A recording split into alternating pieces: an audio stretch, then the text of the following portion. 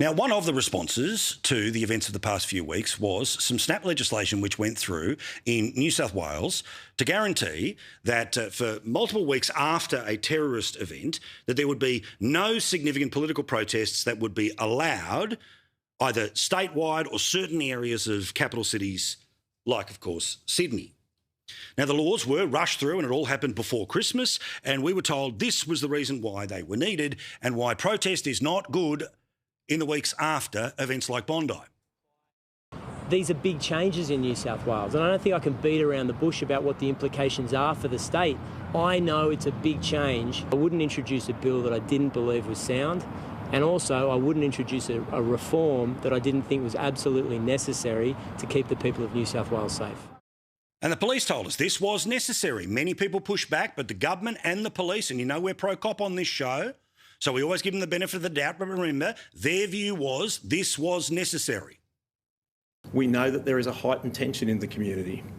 We know that a number of sections of the community are feeling fear. This is not about stopping free speech. It's about making sure that the community has time to feel safe. Now, obviously, that significant terrorist event has to happen in Australia. Ironically, the laws would not ban something like what happened at the Opera House.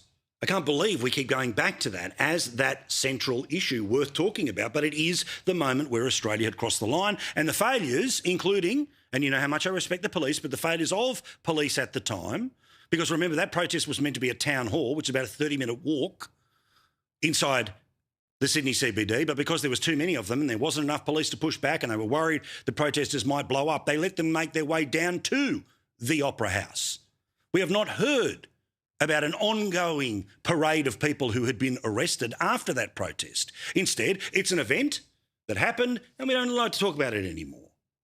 Instead, the event that apparently would be banned in events like Bondi for multiple weeks would be things like the protests that happened across the Sydney Harbour Bridge. Now, again, the vast majority of those people said it was about pro-Palestine, it was about free Palestine, it was about pushbacks on what they believed to be the excesses of Israel in Gaza, but we know plenty on the fringes and some up the front were well and truly foot over the line and were very overtly anti-Israel and potentially, on some of those fringes and some of those protests, anti-Jews, which is why this thing was banned from being able to repeat itself after an event like Bondi.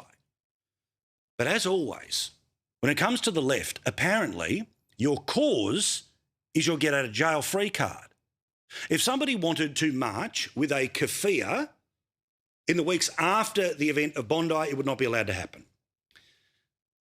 And today, the New South Wales Police extended the number of weeks where these protests will be banned. But one protest that is going to be allowed to go ahead is the Invasion Day protests. Australia Day, of course, coming up in just a couple of weeks' time.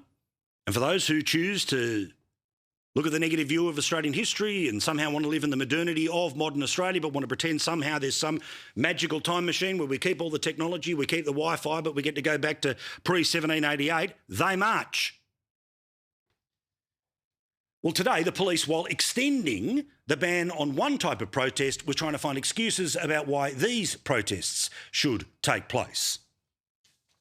The protest that is planned by the First Nations community on Australia Day will be managed down through College Street and out of southern Sydney. I'm satisfied that that reduces the risk to the community. It's an annual protest and it's one that we work very closely with organisers. You have seen in recent years that has been incredibly peaceful, and that is because of the relationship we have with organisers.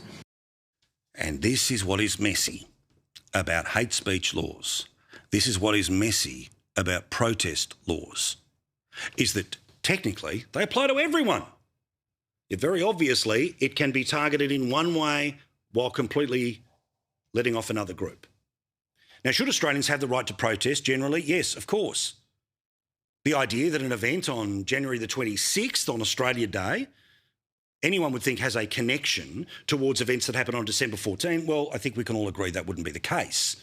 But again, one type of protest will be allowed on Australia Day, one type of protest will not be allowed on the week before, the day of, and the weeks after Australia Day. It is this inconsistency. It is this grey area. It is this power to one person with one pen to decide who they go after and who they let off that does genuinely concern me. Can you know what you think about that or anything else? Send me an email, paul@skynews.com.au.